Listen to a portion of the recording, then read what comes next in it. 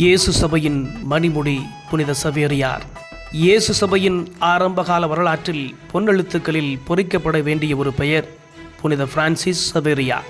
அவர் தனது வாழ்நாள் முழுவதையும் கிறிஸ்துவின் நற்செய்தியை உலகின் கடைசி எல்லைகளில் எடுத்துச் செல்லும் பணிக்கு தன்னையே அர்ப்பணித்தார். உடல் சோர்வையும் பல்வேறு கலாச்சார சவால்களையும் அறியாத மொழிகளையும் தாண்டி மக்கள் மத்தியில் இறைவனின் அன்பை விதைத்தவர். கடவுளின் கருணை முகத்தை கடைக்கோடியில் இருக்கும் பாமரனுக்கும் பக்குவமாய் கொண்டு சேர்த்தவர். இவரின் முகமே இயேசு சபையின் அடையாளமானது. இவர் விட்டு சென்ற பாதையே பல புனிதர்களின் பாதையானது.